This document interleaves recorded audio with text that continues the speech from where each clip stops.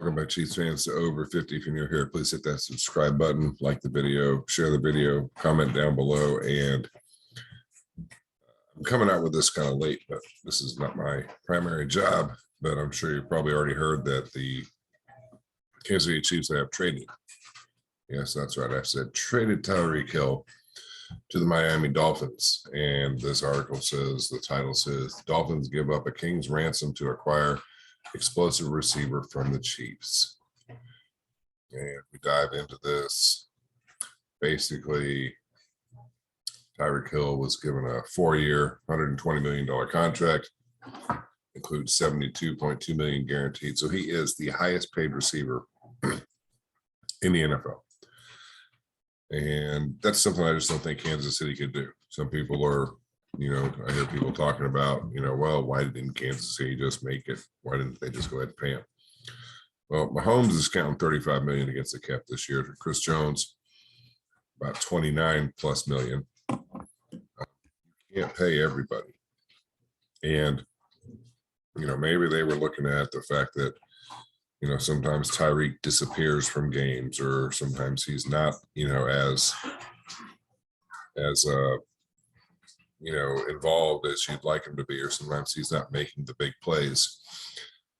So basically, I think this is a good deal for the Chiefs, but you're not going to know that until 2 or 3 years down the road. So right now, like if I had to grade this, I'd say it's a B for the Chiefs and probably an A- for the Dolphins. I'll say an A- for the Dolphins because if Tua can't make it work this year, Tua's done. Tua doesn't have a job. He better hope that whatever degree he got from Alabama, he's going to be able to use that in to provide for him for the rest of his life, because you're going to have every quarterback that is in the NFL that's a free agent wanting to come to Miami, provided Miami doesn't, draft a quarterback or can't get a quarterback in the first round.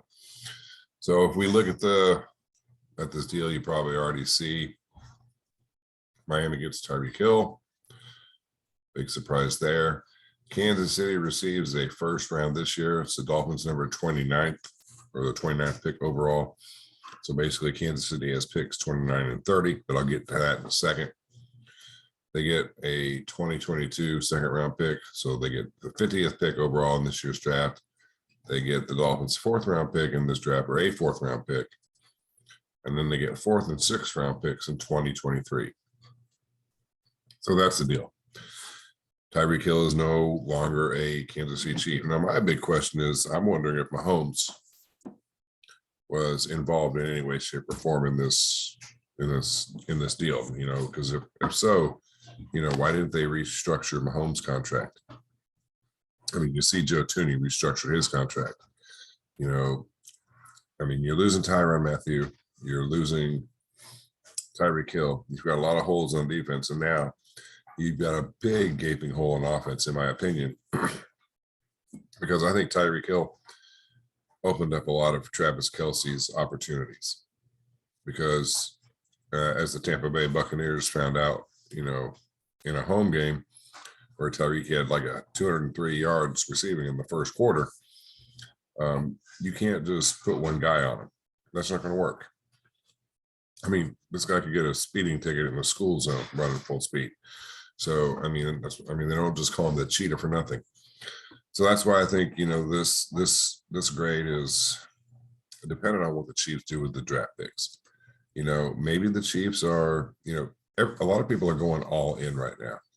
You see the Raiders going all in. You see the Broncos going all in. You see the 49ers, the Los Angeles Chargers, they're going all in, because they're trying to win a Super Bowl now. Maybe Kansas City is taking a contrarian view of that, and they're going to do the opposite. Maybe they're thinking, you know what? We're not going to spend $30 million on a wide receiver. We're going to go get some draft picks. We're going to get an edge rusher. We're going to get a linebacker. Or we're going to get an edge rusher. We're going to get a corner. We're going to get a wide receiver. Marquez Valdez-Scantling is in Kansas City right now. I haven't seen anything that says that a deal has been done. But maybe he comes to Kansas City. He's got some speed. Now, I'm not going to say he's Tyreek Hill. Nobody is Tyreek Hill. Tyreek Hill is an amazing wide receiver. Would I love to see in Kansas City? keep him? Yes. When I first got this news, I was like, Whiskey Tango Foxtrot, over. I mean, it's like, how do you trade Tyreek Hill, restructure his contract? I just don't think Kansas City had the money to do that. And then you've got to think you've got to also have some money available so you can sign your draft picks. Now, if we move over to the current salary cap situation, you can see Kansas City has the most cap space right now at 28.6 million. So they have a nice chunk of money to work with. And if we look at the draft picks that Kansas City has this year, Kansas City has 2, 4, 6, 8, 11 draft picks. Now, in a previous video, I went ahead and explained how I wasn't too thrilled with the draft picks because 3 of those draft picks are 7th round picks. And I've just always been kind of, I guess, the old school philosophy that, 7th round draft picks they just don't net you a whole lot. I mean, you can't really use them. You can't package them to trade up. I mean, what are you going to do? Package 3 7th round picks and hope to move to the 4th round? Not going to happen. 5th round, probably not going to happen. You might be able to get into the middle of the 6th round. I don't know. Who knows? Maybe you get to the end of the 5th round, but I just have never seen a lot of value come out of 7th round picks. And I'm not saying that there's no one who hasn't come out of the 7th round that's been a good player, but I just don't have a lot of faith in 7th round picks being guys that you can count on. You can expect them to come in and start. You're getting a 7th round draft pick. You're looking for a guy for depth. You're looking for somebody on special teams, something like that. So Kansas City has 2 first round picks, 29-30, not ideal in any way, shape, or form. I understand the Jets were involved with this, and the Jets had like picks 4 and pick 10. I would love to have seen Kansas City make this deal with the Jets, because having the 4th overall pick and the 10th overall pick combined with the 30th overall pick, now you can do something. Now you can go get some top-notch players that aren't going to be available to you at 29 and 30. Now, I'm not going to say they can't get somebody at 29 and 30. There's always players available. But this is where Brett Veach has to make sure he's got his big boy underpants on, and he's got to do his job, and he's got to do it well, because if he doesn't do it well, this trade's going to go down as a disaster. I mean, Kansas City also gets the 50th pick overall. So you got 3 picks in the first 50. You should be able to get some kind of value. You should be able to get some kind of help, whether it's a replacement for Tyreek Hill. I mean, you're not going to replace him pound for pound, but you get someone to come in that can help Tyreek, or can help out the receiving corps, because right now Juju Smith-Schuster is your 1, Mecole Hardman's your 2, and who knows what Josh Gordon's going to be, even if he's going to be on the roster. So I think you have to go get a wide receiver. You've got picks to do that. You've also got the 62nd pick. So you got 4 picks within the first 62 picks. That's not bad. I mean, you'd like them to be a little bit lower picks, or higher picks, I should say, than what they are. You'd like to see at least maybe one of them in the top 20, top 15. But Kansas City has some picks to work with here. And maybe they're taking the New England approach of, we're not going to overpay for somebody. We're going to not give them $30 million. We're going to take that $30 million and we're going to disperse it over, say, 3 players. We're going to get a cornerback. We're going to get an edge rusher. We're going to get a wide receiver.